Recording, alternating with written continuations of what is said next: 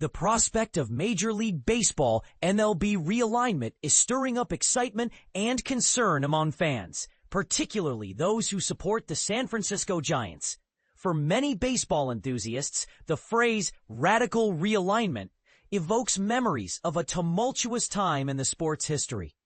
Back in 1997, under the leadership of Bud Selig, who was the first commissioner to prioritize the interests of team owners, a controversial proposal emerged. This plan suggested that several teams switch divisions and leagues, condensing 6 divisions into just 4. While there were certainly other contentious ideas floated during that period, such as the introduction of additional wildcard spots, let's focus on the core of the matter. The proposal was met with widespread disapproval and is often remembered as a dreadful idea. Radical realignment. NL West, NL Central, AL Midwest, AL East, Angels, Cubs, Braves, Orioles, Diamondbacks, White Sox, Reds, Red Sox, Rockies, Astros, Indians, Expos, Dodgers, Royals, Tigers, Mets, Athletics, Brewers, Marlins, Yankees, Padres, Twins, Pirates, Phillies, Giants, Cardinals, Devil Rays, Blue Jays, Mariners, Rangers. It's important to remember that this was before the era of interleague play, a time when the most heated debates among fans revolved around the designated hitter rule. National League supporters were particularly passionate about this topic, and I was among them.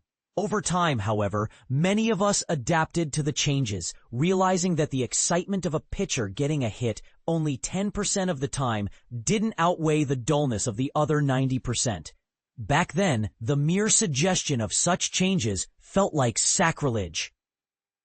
Since then, we've had to adjust to various new concepts, including the idea that at least one interleague series would occur on any given game day.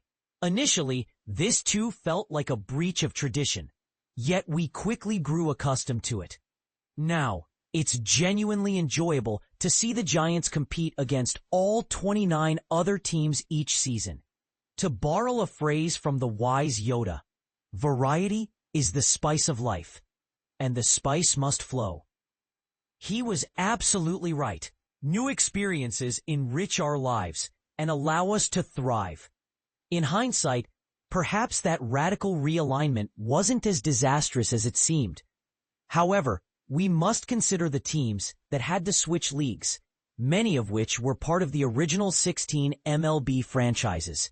This shift was seen as convenient for some, but deeply upsetting for fans of teams like the Cincinnati Reds, Pittsburgh Pirates, Chicago White Sox, Philadelphia Phillies, and St. Louis Cardinals, among others. Additionally, the geographical imbalance created by this division was concerning, as it seemed unwise to split the country in such a manner, assigning the National League to one side and the American League to the other. This topic is resurfacing now because realignment is once again being discussed. Current MLB Commissioner Rob Manfred has indicated that one of his key objectives before his tenure ends is to introduce 2 new expansion teams, reorganize the divisions to accommodate them, and reduce travel for all 30 teams. The original radical realignment serves as a reminder of how misguided such proposals can be. But it's not the only way that realignment could be met with resistance. In a recent article, The Athletic's Stephen Nesbitt presented his vision for realignment, following in the footsteps of his colleague Jim Bowden, who had previously shared his own ideas. Out of respect for their efforts, I won't critique the merits of either proposal, even though one of them left me feeling quite uneasy. Instead, I will outline what Giants fans should hope for in any potential realignment. Everything else is negotiable. Giants and Dodgers must stay together. This is non-negotiable. If it sounds like I'm advocating for 2 of baseball's most cherished franchises, that's exactly the point.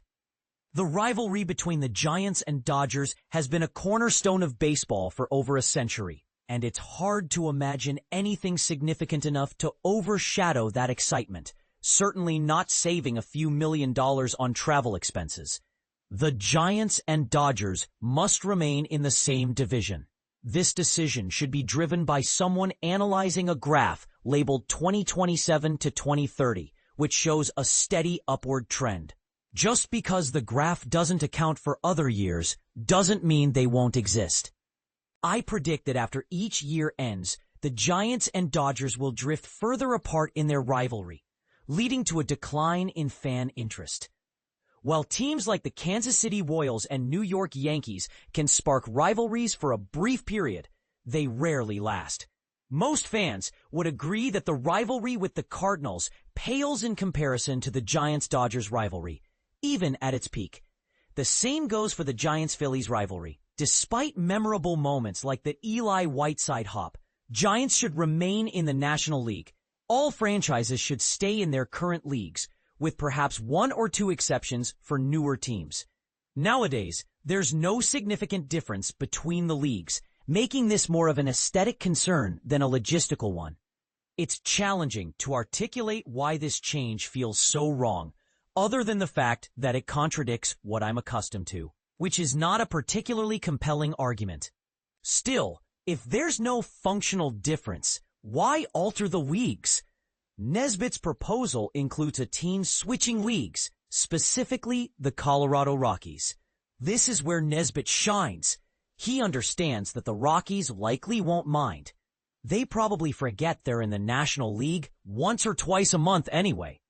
Just ask fans of the Houston Astros and Milwaukee Brewers, especially those under 40. Keep the Padres and Giants together. This point is more about maintaining the connection between the San Diego Padres and Dodgers, which has finally blossomed into a rivalry that should have existed all along. Historically, the Padres struggled to compete, but now it's hard to envision that rivalry fading anytime soon, especially since San Diego lacks an NFL, NBA, or NHL team. While the local soccer scene is growing, baseball is now the primary sport in the city. There's also a budding rivalry between the Giants and Padres.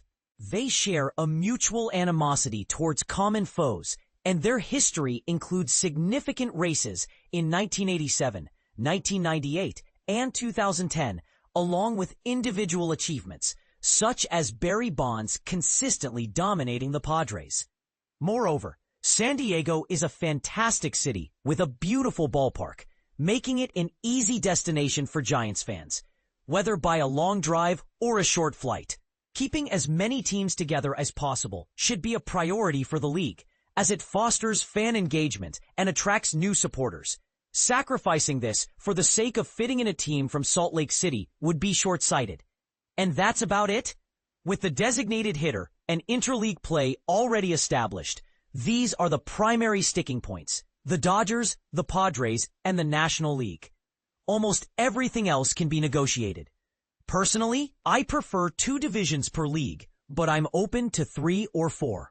The location of the new expansion teams will undoubtedly spark strong opinions, particularly the idea of placing a team in Salt Lake City, which seems limited in vision.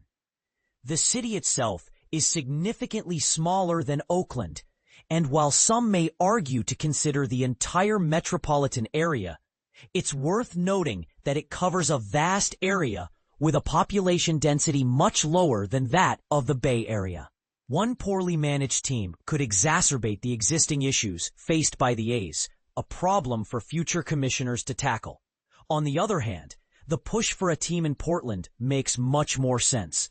Maintaining interest in Portland is crucial as leverage against teams that refuse to invest in new, publicly financed ballparks. With Las Vegas off the table, Portland remains the best option for threatening cities, which is likely the only reason the league would seriously consider a team in Utah. Sacramento has also expressed interest in being an expansion site, making it one of the last viable options on the West Coast, assuming Oakland continues to be overlooked. Do you enjoy the style of baseball played in Colorado? Would you welcome another team in the league that faces the same challenges of competing against opponents and the elements when building a successful team? That sounds intriguing. Let me add one more point. If a team is established in Salt Lake City, It should be placed in a different division from the Rockies, preferably even in a different league or sport altogether. One Coors Field is already more than enough. Thank you very much. A 3-game series every other year would be the ideal amount. These are my demands, and the consequence for not meeting them will be my extreme dissatisfaction. All while I continue to consume MLB products and services with reckless abandon. Consider yourselves warned.